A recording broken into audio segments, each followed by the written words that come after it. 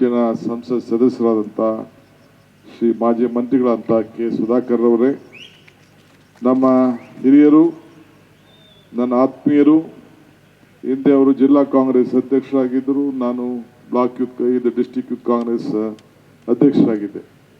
ನಮ್ಮ ಗಂಟಕಾನಹಳ್ಳಿ ಕೃಷ್ಣಪ್ಪನವರೇ, ಇ ಕೃಷ್ಣಪ್ಪನವರೇ, ನಾರಾಯಣಸ್ವಾಮಿಯವರೇ, ಕೇಶವರಾಜಣ್ಣವರೇ ಮತ್ತು ಇನ್ನ ಎಲ್ಲ ಪ್ರಮುಖ ನಾಯಕರುಗಳೇ, ಅಧಿಕಾರಿಗಳೇ, ಕೆಂಪೇಗೌಡರ ಅಭಿಮಾನಿಗಳೇ, ಬಂಧು ಭಗಿನಿಯರೇ, ಇವತ್ತು ಬೆಂಗಳೂರನ್ನ ಇಡೀ ವಿಶ್ವ ನೋಡ್ತಾ ಇದೆ. ಯಾರಿಂದ ಈ ವಿಶ್ವ ನೋಡ್ತಾ ಇದೆ?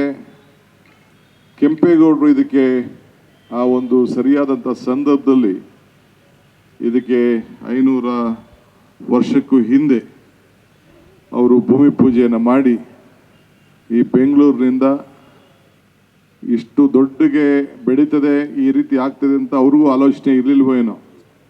ಬಟ್ ಅವರ ದೂರದೃಷ್ಟಿ ಇತ್ತಲ್ಲ, ಒಬ್ಬ ಒಕ್ಕಲಿಗನಾಗಿ ಹುಟ್ಟಿದ್ರು ಕೂಡ ವಿಶ್ವ ಮಾನವನ ಚಿಂತನೆಯನ್ನು ಹೊಂದಿದ್ರು ಅನ್ನೋದನ್ನು ನಾವು ಯಾರು ಕೂಡ ಮರೀಲಿಕ್ಕೆ ಸಾಧ್ಯ ಇಲ್ಲ. ಅದೇ ದಾಟಿಯಲ್ಲಿ ವಿಶ್ವ ಮಾನವನ ಚಿಂತನೆ, ಅವರ ಆಚಾರ ವಿಚಾರದಲ್ಲಿ ನಾವೆಲ್ಲರೂ ಕೂಡ ಈ ಸಂದರ್ಭದಲ್ಲಿ ಮುಂದುವರ್ಸ್ಕೊಂಡು ಹೋಗ್ಬೇಕಾಗ್ತದೆ.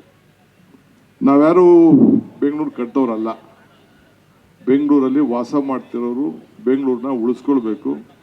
ಹಿಂದೆ ಯಾವ ರೀತಿ ಹಿರಿಯರು ಹೇಳ್ತಾರೆ, ಮನೆ ಹುಷಾರು ಮಠ ಹುಷಾರು ಅಂತ, ಹಂಗೆ ನಮ್ಮ ಮನೆ, ನಮ್ಮ ಊರು, ನಮ್ಮ ಮಠಗಳನ್ನು ಎಲ್ಲರೂ ಕೂಡ ಅವರವರ ಧರ್ಮದ ಅವರವರ ಆಚರಣೆ ವಿಚಾರದಲ್ಲಿ ಎಲ್ಲರೂ ಕೂಡ ಕಾಪಾಡ್ಕೊಂಡು ಹೋಗ್ಬೇಕಾದಂಥ ಕರ್ತವ್ಯವನ್ನು ಇವತ್ತು ನಾವು ಮಾಡಬೇಕಾಗಿದೆ. ಕೆಂಪೇಗೌಡರು ಹಾಕೊಟ್ಟಂಥ ಅಡಿಪಾಯ ಎಲ್ಲ ವರ್ಗದ ಜನರಿಗೂ ಕೂಡ ಆ ವೃತ್ತಿಯನ್ನು ಉಳಿಸ್ಕೊಳ್ಳಿಕ್ಕೆ, ಕಾಪಾಡಲಿಕ್ಕೆ ಏನು ಮಾರ್ಗದರ್ಶನ ಕೊಟ್ಟರು, ಅದನ್ನೇ ನೀವೆಲ್ಲ ಕೂಡ ಸಂಪ್ರದಾಯದಂತೆ ನಾವೆಲ್ಲರೂ ಕೂಡ ನಡೆದುಕೊಂಡು ಹೋಗಬೇಕು. ಸುಧಾಕರ್ ಹೇಳ್ದಂಗೆ ಇಡೀ ವಿಶ್ವ ಬೆಂಗಳೂರಿನ ಮುಖಾಂತರ ಭಾರತವನ್ನು ನೋಡ್ತಾ ಇದೆ. ಇದಕ್ಕೆ ಕಾರಣ ಕೆಂಪೇಗೌಡರು ಅನ್ನೋದನ್ನು ನಾವು ಯಾರೂ ಕೂಡ ಮರೀಲಿಕ್ಕೆ ಸಾಧ್ಯ ಇಲ್ಲ. ಆದ್ದರಿಂದ ನಾನೀಗಾಗಲೇ ನಮ್ಮ ಏರ್ಪೋರ್ಟ್ನಲ್ಲಿ ಆ ಪುತ್ಥಳಿಗೆ ಹೋಗಿ ನಾನು ಶ್ರೀಗಳು ಎಲ್ಲ ಹೋಗಿ ಮಾಡ್ಕೊಂಡು ಬಂದ ಸಂದರ್ಭದಲ್ಲಿ ಒಂದು ಗೋಷ್ಠಿಯನ್ನು ಮಾಡಿದ್ದೇನೆ. ಈಗ ಈ ವರ್ಷ ನಾವು ಕೆಂಪೇಗೌಡ ಲೇಔಟ್ನಲ್ಲಿ SM ಕೃಷ್ಣರವರು ಸ್ಥಾಪನೆ ಮಾಡಿದಂಥ ಕೆಂಪೇಗೌಡ ಲೇಔಟ್ನಲ್ಲಿ ಅವರ ಹೆಸರಿನಲ್ಲಿ ಒಂದು ದೊಡ್ಡ ರಸ್ತೆಯನ್ನು, ಬೆಂಗಳೂರಿನಲ್ಲಿ ಅಷ್ಟು ದೊಡ್ಡ ರಸ್ತೆ ಯಾವುದೂ ಇಲ್ಲ ಅಂಥ ರಸ್ತೆಯನ್ನು ಅಗಲೀಕರಣ ಮಾಡಿದ್ದೇವೆ. ಅದನ್ನು ಅವರ ಹೆಸರಿನಲ್ಲಿ ನಾಮಕರಣ ಕೂಡ ಈಗಾಗಲೇ ಮಾಡಬೇಕು ಅಂತ ಹೇಳಿ BDO ತೀರ್ಮಾನ ಮಾಡಿದ್ದಾರೆ. ಅದು ಕೂಡ ಇವತ್ತು ಉದ್ಘಾಟನೆ ಇದಾದ ಮೇಲೆ ಅದು ಉದ್ಘಾಟನೆ ಕೂಡ ಆಗ್ತಾ ಇದೆ. ಸೊ ಅದರಿಂದ ಇಡೀ ಪ್ರಪಂಚ ನಮ್ಮ ಬ್ರ್ಯಾಂಡ್ ಬೆಂಗಳೂರನ್ನು ಯಾವ ನಿಟ್ಟಿನಲ್ಲಿ, ಏಕೆಂದರೆ ಪ್ರತಿ ವರ್ಷ ಕೂಡ ಜನ ಆಕರ್ಷಣೆ ವಿಪರೀತ ಆಗ್ತಾ ಇದೆ. ಇಲ್ಲಿ ಹೋದರೆ ವಿದ್ಯಾ ಸಿಗ್ತದೆ, ಆರೋಗ್ಯ ಸಿಗ್ತದೆ, ವೃತ್ತಿ ಸಿಗ್ತದೆ, ಬದುಕನ್ನು ಕಟ್ಕೊಳ್ಬೇಕು ಅಂತ ಹೇಳಿ ಎಲ್ಲ ಹಳ್ಳಿಗಳಿಂದ ಕೂಡ ಇವತ್ತು ಬರ್ತಾ ಇದ್ದಾರೆ. ಇದಕ್ಕೆ ನಾವು ಕಾಪಾಡಬೇಕು. ಹಿಂದೆ ಇದು ಸ್ಯಾಟಲೈಟ್ ಟೌನ್ ಆಯಿತು, ಕೆಂಗೇರಿ ಸ್ಯಾಟಲೈಟ್ ಟೌನ್ ಆಯಿತು. ಹಂಗೆ ಮುನ್ಮುಂದಕ್ಕೂ ಕೂಡ ಈ ಬೆಂಗಳೂರನ್ನು ಬೆಳೆಸಲಿಕ್ಕೆ ನಮ್ಮದೇ ಆದಂಥ ಪ್ರಯತ್ನವನ್ನು ನಾವು ಮಾಡಲಿಲ್ಲ ಅಂತಂದರೆ, ಏಕೆಂದರೆ ಯಾರು ಕೂಡ ಬೆಂಗಳೂರು ಬರೋರನ್ನ ನಾವು ನಿಲ್ಲಿಸಲಿಕ್ಕೆ ಸಾಧ್ಯ ಇಲ್ಲ. ಅದಕ್ಕೆ ವರ್ಟಿಕಲ್ ಗ್ರೋತ್ ಕೂಡ ಈಗಲೇ ನಾನು ಚಿಂತನೆಯನ್ನು ನಾನು ಮಾಡ್ತಾ ಇದ್ದೇನೆ.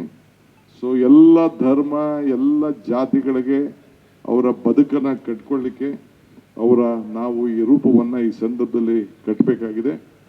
ನಾನು ಮುಂದಿನ ವರ್ಷದಿಂದ ಈಗ ಹೆಂಗೆ ಯಶವಂತಪುರದಲ್ಲಿ ನಾವು ಕೆಂಪೇಗೌಡ ಜಯಂತಿಯನ್ನು ಆಚರಣೆ ಮಾಡ್ತಾ ಇದ್ದೇವೆ, ಮುಂದಿನ ದಿನದಲ್ಲಿ ಈಗಾಗಲೇ ಪ್ರತಿ ವರ್ಷ ಕೂಡ ಒಂದೊಂದು 28 ಕ್ಷೇತ್ರ ಇದೆ.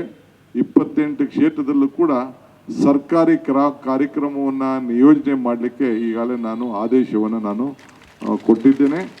ಇಡೀ ರಾಜ್ಯದ 224 ಕ್ಷೇತ್ರದಲ್ಲಿ ಮತ್ತು ಬೆಂಗಳೂರು ನಗರದ 369 ವಾರ್ಡಲ್ಲೂ ಕೂಡ ಕಂಪಲ್ಸರಿಯಾಗಿ ಇವತ್ತು ಮಾಡಿದವರು ಚಿಂತೆ ಇಲ್ಲ, ಇನ್ನೊಂದು ದಿನ ಈ ತಿಂಗಳು ಒಳಗಡೆ ಇಡೀ ರಾಜ್ಯದ ಎಲ್ಲ ಕ್ಷೇತ್ರದಲ್ಲೂ ಕೂಡ ಕೆಂಪೇಗೌಡರನ್ನ ಸ್ಮರಿಸ್ಕೊಳ್ಳುವಂಥದ್ದು ಮಾಡಬೇಕು.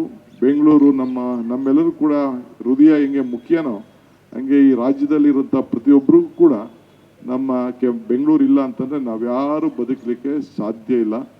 ಇಡೀ ದೇಶಕ್ಕೆ ಬೆಂಗಳೂರನ್ನು ನೋಡ್ತಾ ಇದೆ. ನಾನು ಹಿಂದೆ ಅಟಲ್ ಬಿಹಾರಿ ವಾಜಪೇಯಿ ಅವರು ಒಂದು ಮಾತನ್ನು ಹೇಳಿದರು.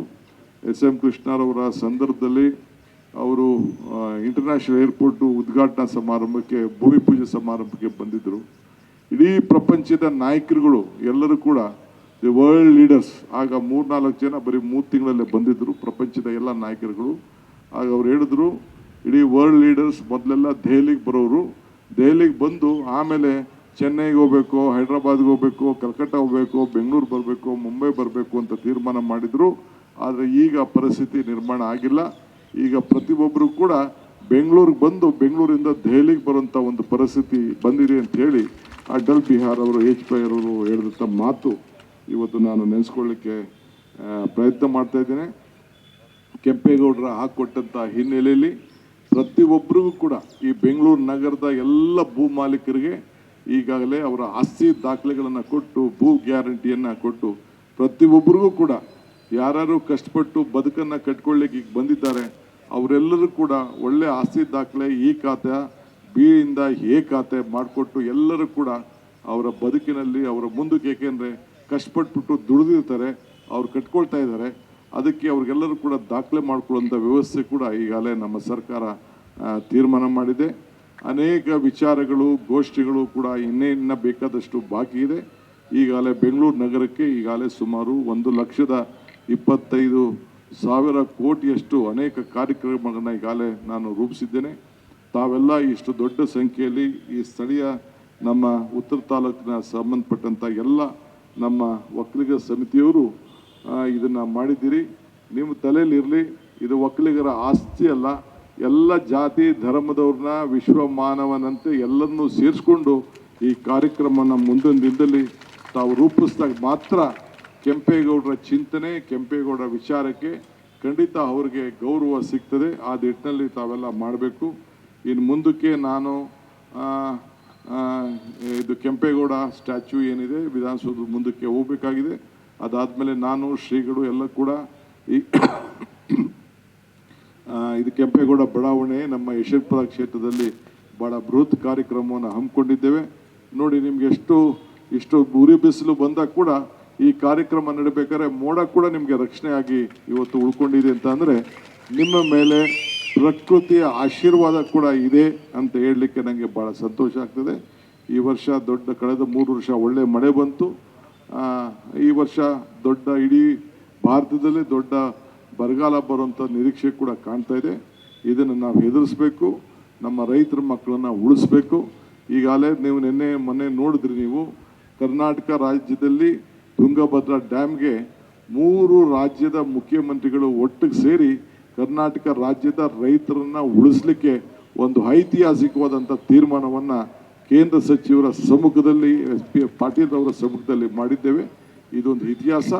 ಹಿಂದೆ ಇಂದಿರಾ ಗಾಂಧಿಯವರು ಕರ್ನಾಟಕ, ತಮಿಳುನಾಡು ಮತ್ತು ಪಕ್ಕದ ರಾಜ್ಯದವರು ಸೇರಿ ಕುಡಿಯೋ ನೀರಿನ ಬಗ್ಗೆ, ಚೆನ್ನೈ ಕುಡಿಯೋ ನೀರಿನ ಬಗ್ಗೆ ತೀರ್ಮಾನ ಮಾಡಿದಂತೆ, ಹಂಗೆ ಇವತ್ತು ನಾವು ಕೂಡ ಮೊನ್ನೆ 3 ರಾಜ್ಯದ, ನಾನು, ಚಂದ್ರಬಾಬು ನಾಯ್ಡು ಸಾಹೇಬರು ಮತ್ತು ತೆಲಂಗಾಣದ ಮುಖ್ಯಮಂತ್ರಿಗಳು ಮತ್ತು CR ಪಾಟೀಲ್ ಅವರು ಸೇರಿ ಅಲ್ಲೇ ಮೀಟಿಂಗ್ ಮಾಡಿ ಒಂದು ಒಪ್ಪಂದಕ್ಕೆ ಬಂದಿದ್ದೇವೆ. ಅಂದರೆ ನಮ್ಮಲ್ಲಿರುವಂಥ ಜಲ, ನೆಲ ನಾವು ಜಗಳ ಮಾಡ್ಕೊಳ್ಳೋದ್ರಿಗೆಲ್ಲ ಅರ್ಥ ಇಲ್ಲ. ನಾವೆಲ್ಲ ಭಾರತೀಯರು, ಮಣ್ಣಿನ ಮಕ್ಕಳು, ರೈತರನ್ನ ಕಾಪಾಡುವಂಥ ಕೆಲಸ ಮಾಡಿದ್ದೇವೆ. ಇವತ್ತು ಬೆಂಗಳೂರು ಬೆಳೆದಿದೆ ಅಂದರೆ ನೀವೆಲ್ಲ ರೈತರುಗಳು ತ್ಯಾಗ ಮಾಡಿದಂಥ ಆಸ್ತಿಗಳಲ್ಲಿ ತಾವೆಲ್ಲ ಬೆಳೆದಿದ್ದೀರಿ. ಈಗ ನಮ್ಮ ಡಾಕ್ಟರ್ ಸುಧಾಕರ್ ಅವರು ಮತ್ತು ಗಂಟ್ಕಾಳನಿ ಕೃಷ್ಣಪ್ಪರವರು ಒಂದು ಅರ್ಜಿಯನ್ನು ಕೊಟ್ಟಿದ್ದಾರೆ. ಈ ಜಾಗ ಕೊಟ್ಟಿದ್ದೀವಿ, ನಮಗೆ 10% ಕೊಡಬೇಕು ಅಂತ ಹೇಳಿದ್ದಾರೆ. ಈಗಾಗಲೇ 3 ಕೋಟಿ ಚಿಲ್ಲರೆ ಕಟ್ಟಬೇಕು ಅಂತ ಹೇಳಿ ಅವರಿಗೆ ಹೌಸಿಂಗ್ ಬೋರ್ಡ್ ಅವರು ಕೊಟ್ಟಿದ್ದಾರೆ. ನಾನು ಇಲ್ಲೇ ಘೋಷಣೆ ಮಾಡ್ತಾ ಇದ್ದೇನೆ, ತಮ್ಮ ಮನವಿಯಂತೆ ಈ ಜಾಗವನ್ನು ಬರೀ 10%ಗೆ ನಾನು ಕೊಡಿಸುವಂಥ ಕೆಲಸವನ್ನು ಮಾಡ್ತೇನೆ. ಒಳ್ಳೆಯದನ್ನು ಸರಿಯಾದ ರೀತಿಯಲ್ಲಿ ಒಂದು ಶಾಶ್ವತವಾಗಿ ಗುರುತಾಗಂಥ ಕೆಲಸ ಮಾಡಬೇಕು. ಈಗಾಗಲೇ ನಮ್ಮ ಕೃಷ್ಣ ಬೈರೇಗೌಡರು ಕೂಡ ಈ ರಸ್ತೆಯಲ್ಲೇ ಏನು ನಿಮ್ಮ ಈ ಏರ್ಪೋರ್ಟ್ ರೋಡಲ್ಲೇ ಬೆಂಗಳೂರು ಉತ್ತರದ ಕಾರ್ಪೊರೇಷನ್ ಆಫೀಸನ್ನು ಭಾಳ ವಿಜೃಂಭಣೆ ರೀತಿಯಲ್ಲಿ ಕಟ್ಟಬೇಕು ಅನ್ನೋದನ್ನು ಕೂಡ ಈಗಾಗಲೇ ಜಾಗನ ನಿಗದಿ ಮಾಡಿದ್ದಾರೆ, ನನ್ನ ಕರ್ಕೊಂಡು ಹೋಗಿ ತೋರಿಸಿದ್ದಾರೆ. ಅದು ಕೂಡ ನಡೀತದೆ. ಸೊ ಮುಂದಕ್ಕೆ ಈ ಬೆಂಗಳೂರು ಅಭಿವೃದ್ಧಿ ನಿಮ್ಮೆಲ್ಲರ ಆಸ್ತಿಗೆ ನಾವೆಲ್ಲ ಉಳಿಸ್ಲಿಕ್ಕೆ ನಮ್ಮ ಸರ್ಕಾರ ಪ್ರಯತ್ನ ಮಾಡ್ತದೆ. ಈ ಕಾರ್ಯಕ್ರಮನ ಮುಂದುವರಿಸಿ. ದಯವಿಟ್ಟು ನಾನು ಹೋದೆ ಅಂದ ತಕ್ಷಣ ನೀವು ಯಾರು ಹೇಳಬಾರ್ದು. ಏನೇನು ಕಾರ್ಯಕ್ರಮವನ್ನು ನಿಮ್ಮ ಸಮಿತಿಯವರು ನಿಯೋಜನೆಯನ್ನು ಮಾಡಿದ್ದಾರೆ ಅದನ್ನೆಲ್ಲ ತಾವೆಲ್ಲ ಮುಂದುವರಿಸಬೇಕು. ಈ ಕಾರ್ಯಕ್ರಮವನ್ನು ಯಶಸ್ವಿ ಮಾಡಲಿಕ್ಕೆ ಯಾರ್ಯಾರು ಹಗಲು ರಾತ್ರಿ ದುಡಿದಿದ್ದೀರಿ, ಸಂಘಟನೆ ಮಾಡಿದ್ದೀರಿ, ನಿಮ್ಮೆಲ್ಲರೂ ಕೂಡ ಸರ್ಕಾರದ ಪರವಾಗಿ, ಕೆಂಪೇಗೌಡರ ಜಯಂತಿಯರ ಪರವಾಗಿ, ನಾನು ಶ್ರೀಗಳ ಪರವಾಗಿ ನಿಮ್ಮೆಲ್ಲರೂ ಕೂಡ ನಾನು ಶುಭ ಹಾರೈಸ್ತೇನೆ. ಯಶಸ್ವಿಯಾಗಲಿ. ನಿಮ್ಮ ಬದುಕನ್ನು ಕಟ್ಕೊಳ್ಳಿಕ್ಕೆ ಸರ್ಕಾರ ಯಾವಾಗಲೂ ಕೂಡ ಅನೇಕ ಚಿಂತನೆಯನ್ನು ಮಾಡ್ತದೆ. ನಿಮ್ಮೆಲ್ಲರೂ ಕೂಡ ಭಗವಂತ ಒಳ್ಳೇದು ಮಾಡಲಿ. ಜೈ ಹಿಂದ್, ಜೈ ಕರ್ನಾಟಕ, ಜೈ ಕೆಂಪೇಗೌಡ.